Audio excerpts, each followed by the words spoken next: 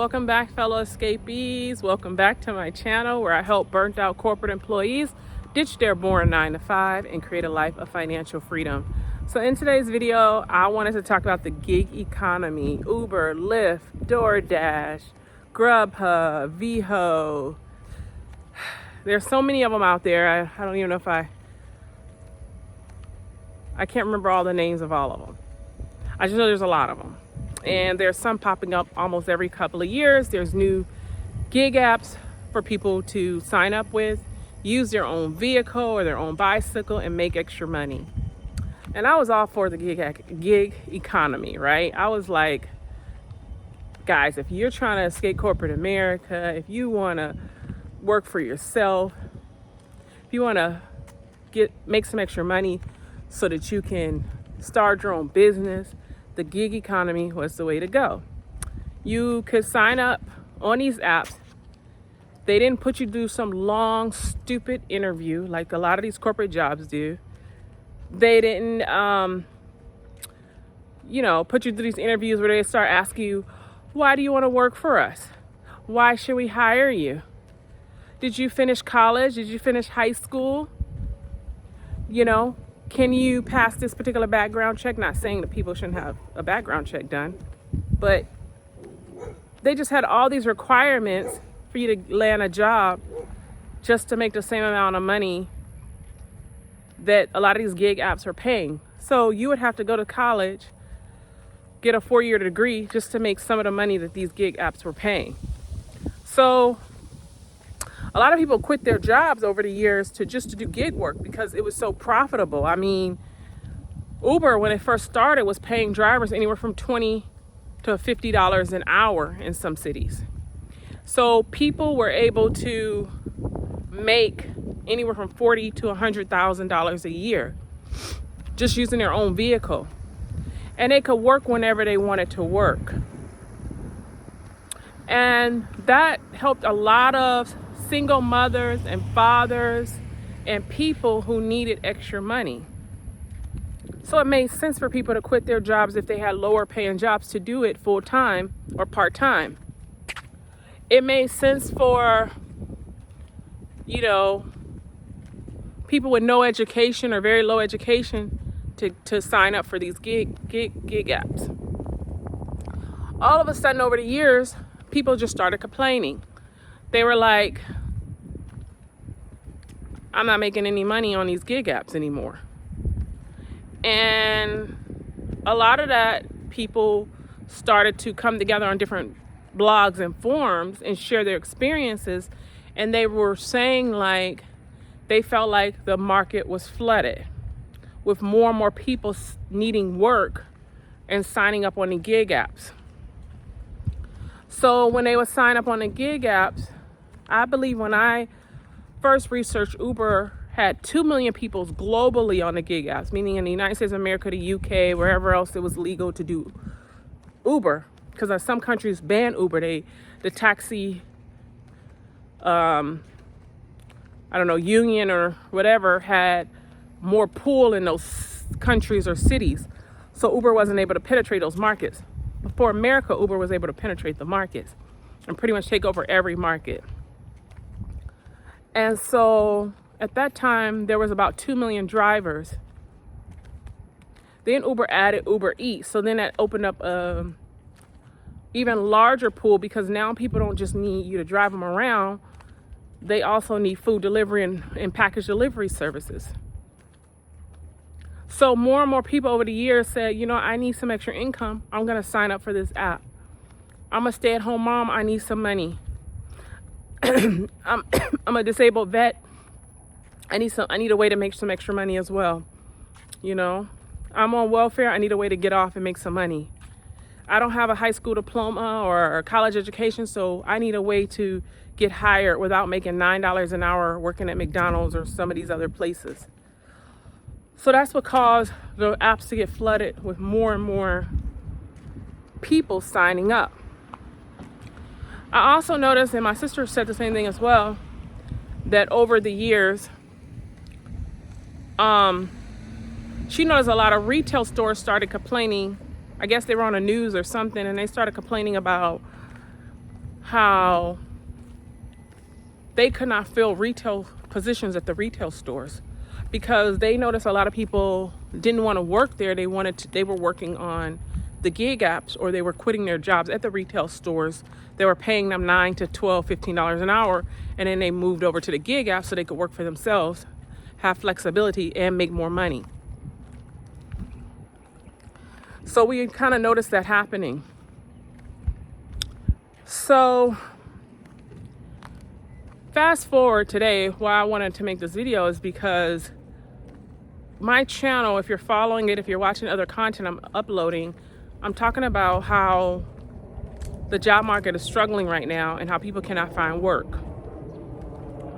And I also discuss on my channel ways to start investing, creating passive income, starting your own business, and escaping the rat race, right? That's what the channel's about. That's why it's called Planning Your Corporate Escape, and I call my followers or my movement the escapee movement, right?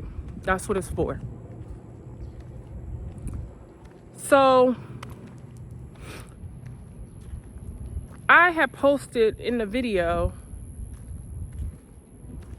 screenshots of what Uber and Lyft are paying drivers today. It's no longer $15 to $50 an hour, $20 to $50 an hour. People can barely make any money on these platforms. They are sending drivers food delivery and rides for $2 and $3. And gas in most cities is about $3 to $4, sometimes $5, depending on what area you're in. So how the heck is anybody supposed to pay for just their gas? Not even all the other stuff they need if you're sending them $3 rides and $3 food deliveries. So a lot of people who switched off to the gig economy are now hurting really bad because that's not even a job for them anymore. And now the companies, because of the tariffs and inflation and interest rate, have stopped hiring, put hiring to a halt. And there's barely no jobs on Indeed, ZipRecruiter, and Glassdoor. If there is a job, there's people saying that they have to apply to 3,000 to 5,000 jobs before they even get an interview. So now that puts a whole bunch of people, about 5 to 10 million people who switched over to the gig economy, that puts them out of work in a sense because there's not enough money to be made in the gig economy anymore. Now that could change as demand rises or fall. Yeah, that can change. I don't know what's going to happen with the gig economy. It hasn't been around more than probably 10 years. So it doesn't have a longevity. It has some longevity, some history, but we don't have enough data on it for 40, 50 years to see what's about to happen. But I know that it's hurting a lot of people when these apps offer people $3 and $4 delivery jobs. Like, how is anybody gonna make a living off of $3 and $4 deliveries? And Instacart is doing the same thing. Spark, that's the other ones I couldn't remember at the beginning of the video. Instacart, Spark, Grubhub, DoorDash. So if you're still getting people picking up an Uber, Lyft, or getting your food delivery service, a lot of that is just because they do offer some higher, like some higher rides you can take and higher deliveries. But then by the time the next alert comes in, it's a lower delivery and a lower offer. So people are not able to service those lower offers. And one of the reasons they can't service them is because they can't pay for the gas. Because when you go to pick someone up or go pick up their delivery, you're not paid to drive there. You're only paid once you pick it up or pick the person up and then get them where they're going or deliver their food or package. You're not paid the gas that it takes to get to that area. And then if they cancel on you, you're really screwed because you drove all the way to that area and then they canceled on you. So that hurts as well.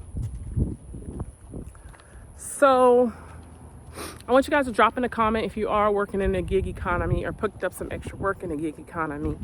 I would like for you guys to just share with me what's going on. What platforms are you on? What apps are you using?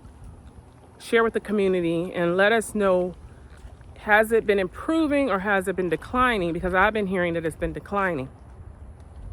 And a lot of passengers and people who order their food or passengers who use the platform, they don't know that they just paid $10 or $15 for that ride and Uber's only giving you $2 to $5 for it. A lot of times they don't know that.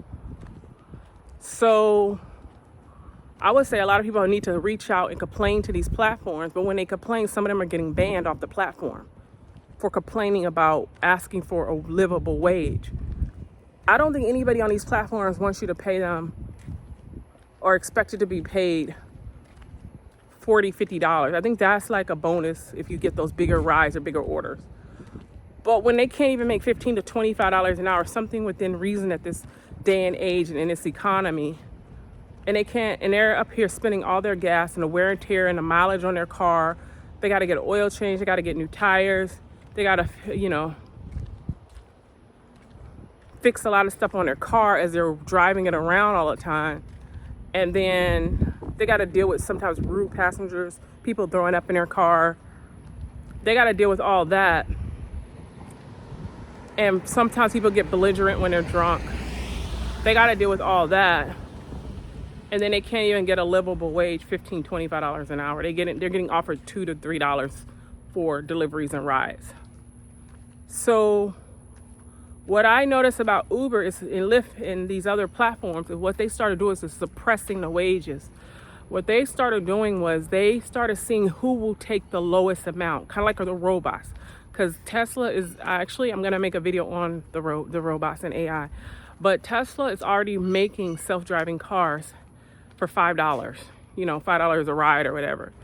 So they're trying to see who can take the cheapest packages, deliveries, and rides. Who's willing to do it? So when I saw that this was happening, I was like, nobody's gonna do this. Nobody's gonna, they're just trying to see when they send that to you, if you're gonna take the $2, $3 ride or delivery, food delivery. And I'm like, nobody would take that because they can't even pay for the gas.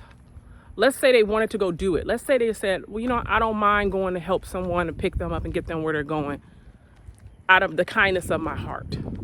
They can't even, it won't even cover their gas. So they can't economically just do this. So I was like, nobody would do this. But I was wrong. I was very wrong. So my car had broke down and I had to take 8 Ubers or Lyfts over a couple of weeks.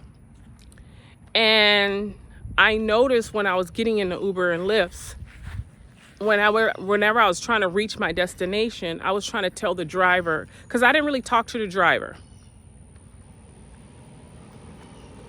I was in the back seat doing something, so I didn't really, besides getting in the car and saying hello, I didn't say anything else to the driver. And I normally do talk to my drivers, but I was busy with my head down, trying to focus on what I needed to do, getting my car fixed and everything else. But when we reached close to my destination, I was trying to tell them whether to turn left or right and where to go to drop me off, the exact area. Because you know how sometimes the app is a little bit off. They couldn't speak English. They didn't even know left from right. And so I was like, okay, that was just that driver. It's okay. I got to where I need to go safely. Then it happened with the next driver. Then it happened with the next driver. And then I said to my sister, there's something wrong. I was like, in the last 8 years, I don't ever remember getting in an Uber and they couldn't speak at least the basic English and knew right from left. So then I started tying that back to what people were saying about the wages being suppressed and the platform being oversaturated and people using fake IDs or fake, like the driver is not who the driver is on the picture, and people using other people's accounts. And then I started thinking, Uber realized they got a lot of immigrants or foreigners on these apps, and then they can use them and overwork them, suppress the wages, and take the jobs from the American working people. So I realized that. And that, I think, is contributing a lot to the platforms and the gig apps being flooded, and people not being able to make the amount of money they used to make on these apps. I think that has a little bit to do with it. On top of, they are testing if they can get you to work for pennies on a dollar. You know, and it's really sad because a lot of people quit their jobs or don't have another option, and this was their option out. And then Uber, Lyft, Doordash, VHO, Instacart, Spark, all these platforms started doing this and sending some of the drivers, one of the apps, I don't remember, one of the grocery delivery apps, I can't remember the name of it. But basically, you're not allowed to, okay, if they send you to, let's say you're a grocery store to pick up the groceries for someone, they were only paying you $7 to $8 or $9 to go pick up the groceries for that person and drop them off. And they blocked you for a whole hour from picking up anybody else's groceries. So that means you're making $7 to $9 an hour to go pick up something and drop it off in over 30 minutes to, and you went in there, sometimes they had to shop for them on those shopping apps. So how the heckity heck, and I don't want to use profanity, is someone supposed to make a living on $7 an hour minus gas? They made zero. They basically went in there to work for free. And this is what they're doing to people. And y'all are seeing why I have to make these videos about the working homeless, the people losing their jobs, the mass layoffs. Y'all see why I have to start a channel like this and make this content, because it's like, this is what's happening. And just like the industrial age, you know, the Great Depression, the Great Recessions, all that, they are eliminating jobs for a certain sector of the population. And people cannot recover anymore, and they cannot find work. And their families are out here starving. And we have 9 million people behind on rent, 9 million people behind on mortgages, because this is what jobs and companies are doing, you know, corporate greed. And you guys have to start complaining to these organizations, and you have to start writing letters, and maybe do it anonymously if you don't want to get yourself in trouble or get, you know, have them retaliate against you. You may have to send anonymous letters and just post comments on public forums and let people know what is going on out here, because that's the only way this stuff has to change. I was also talking to my sister in California, and she was talking about because California homelessness is really, really out of control right now. And she was talking about how she noticed when she goes to the camps, the homeless camps, that a lot of the homeless people are white Americans and black Americans. And she said, that's the majority of the people I see there. She said, because over the years, their jobs have been taken away and they have never been able to find jobs anymore. And so, y'all, this is just something for you guys to think about. I just wanted to make this video. I just had to post the low wages that Uber was trying to get people to work for, so people are aware of it. Because if you don't work on a platform, you're not aware of it. You're not aware that they are doing that to your drivers and your delivery people.